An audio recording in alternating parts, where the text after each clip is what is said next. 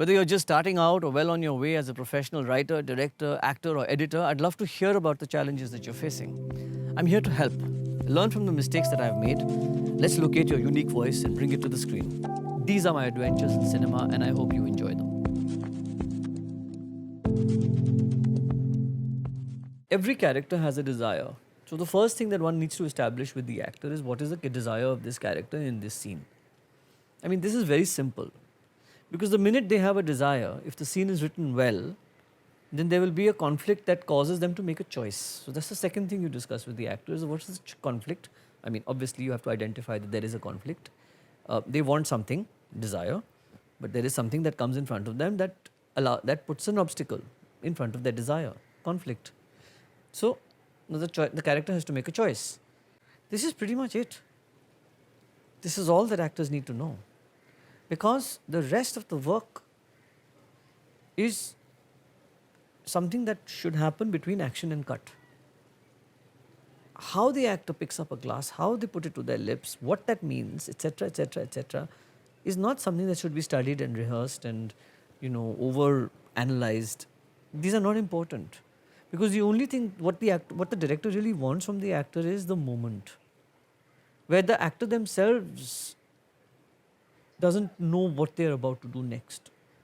And they are going what is called, I guess, raw talent or actor's instinct or whatever you want to call it. I almost feel that they are a receptacle for instructions. I mean, when I'm acting, that's what I feel. I'm getting instructions from a larger force. And I'm just merely performing those actions. Because I don't know what makes me do it. It is the knowledge, of course, of the truth of the scene. It is the knowledge of what is the crisis in the scene. It is the knowledge of what is my desire and where I need to go in the scene. But these are all logical things. The actual work that happens between action and cut, the magic, the improvisation, the electricity that is produced between two actors sparring off each other, that happens in the moment, and it should be happening in the moment. So I think the job of the director really is to create a fertile environment in which that moment can unspool and allow the actor the freedom to be able to freely improvise within the bandish. And I spoke about bandish earlier, and I keep likening this back to Hindustani classical music, or jazz in fact, where certain notes have been set down, an Aron and Avro, which is how you identify a Yaman from a Bhairavi. Within that bandish, and that bandish for classical music may be an Aro and Avro in various notes.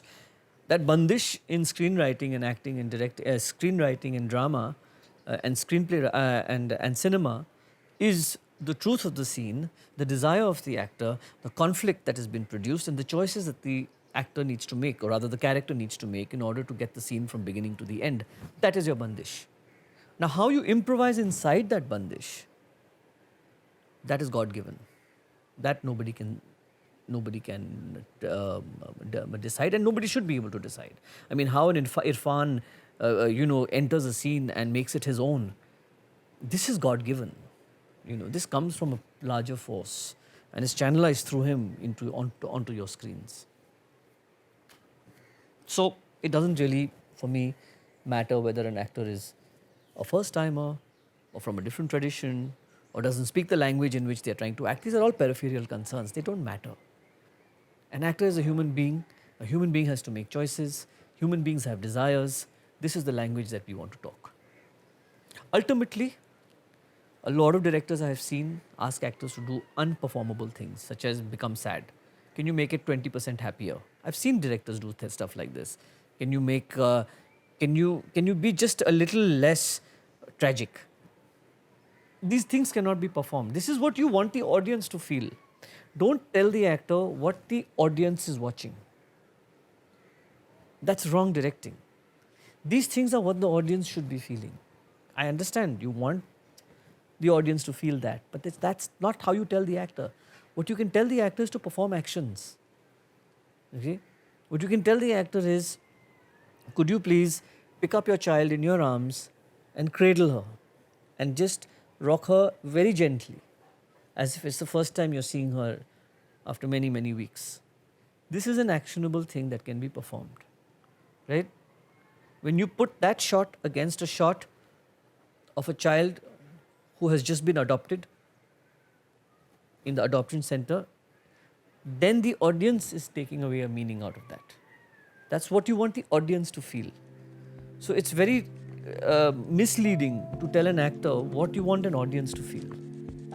You need to tell the actor to perform the action. That's all the actor can actually do, and that's a lot. In fact, it's everything.